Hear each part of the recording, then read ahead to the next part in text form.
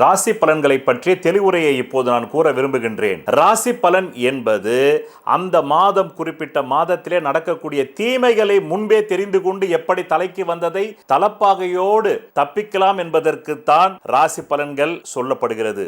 நீங்கள் விரும்பிய வாழ்க்கையை வாழ முடியுமா வாழ முடியாதா என்பதை பற்றி உங்கள் அடிப்படை ஜாதகம் தான் உரைக்கும். இதுதான் ராசி பலன் பற்றிய தத்துவம். என்ன மேஷராசி என்பவர்களே, ஏற்கனவே நீங்கள் படை மாண்ட நேரத்தில் இருக்கீங்க. 2025 மேல இருந்து 26 மே வரலும் படை மாண்டு போச்சுன்னா அவ்வளவுதாங்க. ஒரு மனிதனுக்கு படை என்பது ஹெல்த் வெல்த் இது ரெண்டுமே மாண்டு போச்சுன்னா எரிஞ்சு சாம்பல் ஆயிடுச்சு, அவ்வளவுதான். அடிப்படை ஜாதகமா நல்லதா இருந்து நல்ல தசாபுக்தியா இருந்தா பாதி சாம்பல் ஆயிருக்கும், இல்லைன்னா முழுசாவே சாம்பல் ஆயிட்டு இருக்கும். இவ்வளவுதான் விஷயம். இப்போ இந்த மாதத்துல உங்களுக்கு ஆரம்பிக்கும் போதே செலவுல தான் ஆரம்பிக்குது, வரவு இல்லை.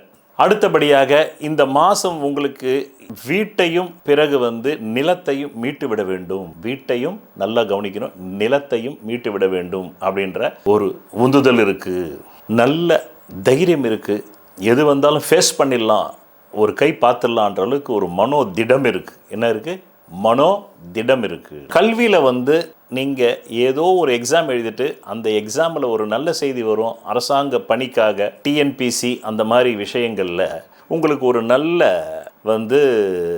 எதிர்பார்ப்பு இருக்குது. நாம் வெற்றி பெற்றுடுவோமா அப்படிங்கிறதுல ஒரு நல்ல எதிர்பார்ப்பு இருக்குது. அது நிறைவேறத்துக்கு 50% வாய்ப்புகளும் இருக்குது. இந்த மாதத்தை பொறுத்தவரையிலும் உங்களுக்கு திருமணம் முடிக்க வேண்டிய ஆண் பெண்களாக இருந்தால் உங்களுக்கு ஒன்றும் கை கூடுற அளவுக்கு ஒன்றும் வாய்ப்புகள் குருபலன் இல்லாததுனால ஒன்றும் இல்லை. அடிப்படை ஜாதத்தில் கல்யாணம் ஆகணுன்ற தசாபுக்தி பலமாக இருந்து உங்களுக்கு கோச்சாரமும் நல்லா இருந்தது, அதுக்கப்புறமா உங்களுடைய அடிப்படை ஜாதத்தில் 7ஆம் பாவம் நல்லா இருந்ததுனா தான் கல்யாணம் ஆகும். அதனால் உங்கள் 7ஆம் பாவத்தை செக் பண்ணி பார்க்கணும். குழந்தை பேர் அன்னும்போது அது 5ஆம் பாவம் செக் பண்ணி பார்க்கணும். மற்றபடி குழந்தை பேருக்கும் வாய்ப்புகள் இந்த மாதம் கோச்சார ரீதியாக இல்லை, உங்களுடைய அடிப்படை ஜாதத்தில் இருந்தால் மட்டுமே நடக்கும்.